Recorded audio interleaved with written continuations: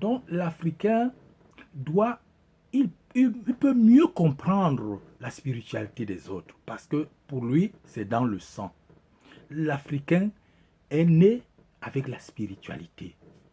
Ceux qui disent que Dieu n'existe pas, tant que nous sommes des créatures, il y a un créateur. Et alors, le créateur étant lié à sa créature, il y a une religion. C'est-à-dire, c'est relié à, religare, c'est relié à la source. Donc, la créature est reliée à son créateur. Donc, l'Africain étant la première créature, il est par essence spirituel. Même s'il mène sa vie n'importe comment. Seulement, il faut l'orienter. C'est ça. Le problème ici, c'est que nous devons nous défaire de tout ce qui est venu pour l'exploitation, pour nous aliéner. C'est ça le problème. Moi qui vous parle, je suis dans toutes les spiritualités, qui ne forment qu'une seule spiritualité. Ça me permet de vite comprendre les choses. Je suis dans l'Occident, je suis en Asie, je suis en Orient, et par essence, je suis africain, et typiquement africain. Et ça me permet de nager, de comprendre qui est Dieu. Dieu, c'est vrai, on ne comprend pas totalement, mais on sait que c'est l'infini. Et c'est nous. On n'est pas autre chose qu'un élément de Dieu. Vous ne pouvez pas dire que l'oreille n'est pas vous. C'est une partie de vous, c'est vous. Quand l'oreille a mal, vous avez mal. Dieu, ça fait partie. Nous sommes des parties de son corps. Et c'est vrai, certaines parties peuvent être malades. Et c'est pourquoi il faut les soigner. C'est tout simplement cela. Dieu n'est pas un barbu quelque part.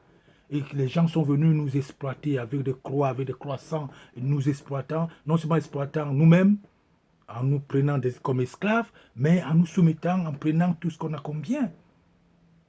Cette aliénation, ce logiciel doit quitter de nos têtes, de notre conscience. Et pourtant,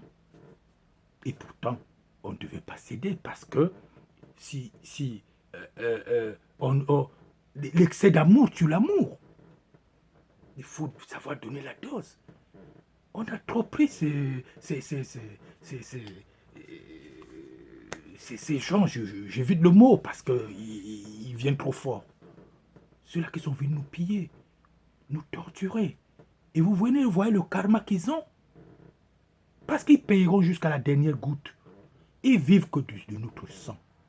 C'est le sang qui a construit. Et ceux qui héritent de ça, ils vont hériter de ce sang. C'est pourquoi ils ne peuvent pas se comporter autrement. Que ce soit le pape, les papes, les cardinaux, les imams et tout ça, tant qu'ils ne se sont pas défaits de ce sang-là, qu'ils ont hérité de leurs ancêtres, ça n'ira pas. Ils vont faire c'est le personnage, mais ce n'est pas l'état de conscience. Ça, je dis, scientifiquement, ça se voit.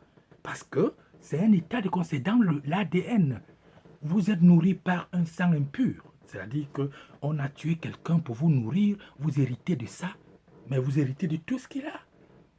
C'est un état de conscience. Un enfant du serpent n'est pas un bœuf, n'est pas un agneau, c'est un serpent. Mes amis, on est ensemble, mais c'est une logique. C'est une logique scientifique d'ailleurs. Donc, on va continuer prochainement, surtout avec la statue, parce que